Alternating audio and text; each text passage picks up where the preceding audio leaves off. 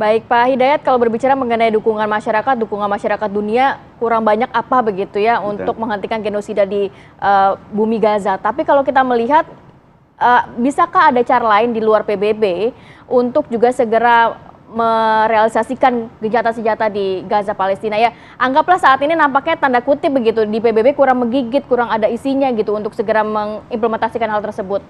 Ya, pertama kalau PBB mestinya ya, dengan Liga Demokrasi misalnya, dengan 13 lawan 1 absen, 1 menolak, harusnya kemudian PBB melakukan reformasi dalam diri mereka, yaitu menghilangkan tentang hak veto tadi itu, dan kemudian memberlakukan kaidah-kaidah demokrasi secara umum yang berlaku dimanapun juga di seluruh dunia. Nomor 2, memang di luar daripada PBB banyak organisasi-organisasi internasional. Di lingkungan negara-negara Arab misalnya ada Liga Arab, misalnya. Di negara-negara OKI, negara-negara Islam ada OKI, di negara-negara Islam ada OKI. Nah, harusnya mereka yang pasti juga pro-Palestina, mereka yang pasti juga mendukung perdamaian, mereka yang juga pasti mendukung resolusi Dewan Keamanan PBB, harusnya mereka melakukan sesuatu yang memungkinkan agar perdamaian itu bisa terjadi, kemudian hak asasi manusia bisa terselamatkan, terorisme bisa diselesaikan, dan kemudian penjajahan juga bisa diselesaikan juga. Maka sesungguhnya posisi daripada Indonesia melalui Pak Presiden, melalui Menlu, sudah sangat bagus sesungguhnya. Tinggal bagaimana kemudian mereka lebih efektif lagi untuk membawa dan atau mendorong negara-negara OKI, dan di dalamnya ada negara-negara Arab untuk melakukan kewajiban-kewajiban mereka. OKI misalnya didirikan itu dalam rangka untuk membantu Palestina agar menjadi negara merdeka dengan Masjid Al-Aqsa-nya. Sekarang kondisinya semacam ini. Dan OKI pastilah negara Arab. Mereka berada di sekitar Palestina. Kalau kemudian mereka bekerja lebih efektif dan bisa melakukan tindakan-tindakan lebih efektif membela Palestina, saya kira beragam hal yang sekarang dilakukan Israel, melarang masuknya bantuan kemanusiaan, itu juga bisa dikoreksi. Jadi ini juga sangat terkait dengan posisi daripada negara-negara OKI maupun juga negara Liga Arab yang berada di sekitar Palestina itu sendiri. Dan kalau mereka melakukan tindakan yang lebih efektif, lebih pro-Palestina, lebih menghadirkan solusi, saya yakin itu akan menjadi koreksi terhadap arogansi daripada veto yang dilakukan Amerika Serikat. Masyarakat Indonesia mengapresiasi pidato yang bisa dikatakan cukup mengecam keras ya, disampaikan oleh Menteri Luar Negeri Retno Marsudi, Pak Hidayat. Bahkan itu disampaikan di titik epicentrum gitu ya, di New York, Amerika Serikat, di sidang PBB. Dan itu berkali-kali ya? Dan itu berkali-kali, bukan sekali dua kali begitu. Nah, pertanyaannya kemudian, sambil tadi kita tetap teruskan atau lanjutkan ide ataupun gagasan untuk menciptakan perdamaian di Gaza, momen-momen apa lagi mungkin yang bisa dilakukan oleh Indonesia setidaknya untuk mengawali dicabutnya hak veto terhadap Amerika Serikat? Setidaknya mungkin pertemuan yang dilakukan oleh antar parlemen, misalnya seperti itu. Ya, antar parlemen melalui Interparliamentary Union sudah berkali-kali menyampaikan hal sejenis. Dan lagi-lagi Israel yang kemudian melakukan tindakan yang tidak setuju, Amerika tidak setuju. Mirip saja dengan kondisi di PBB.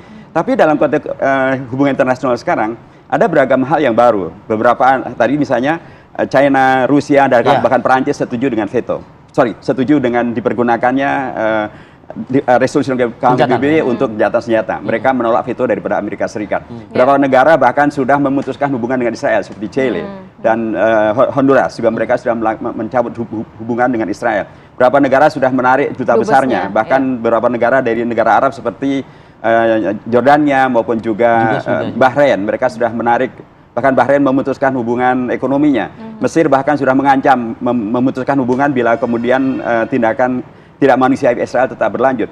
Kondisi baru ini saya kira sangat bagus bila pemerintah Indonesia melalui Menteri Luar Negeri kita melakukan lebih intensif lagi untuk kemudian bersama-sama menghadirkan sebuah komitmen menyelamatkan tata dunia baru, tata dunia yang basisnya adalah hukum internasional, basisnya adalah hak asasi manusia, dengan kemudian apakah melakukan pressure yang lebih kuat lagi, atau bahkan menciptakan organisasi dunia baru yang kemudian bisa menyelamatkan dunia daripada ketidakpercayaan, dari kehancuran, dari arogansi, dari hegemoni sepihak dari Israel maupun juga dari Amerika Serikat.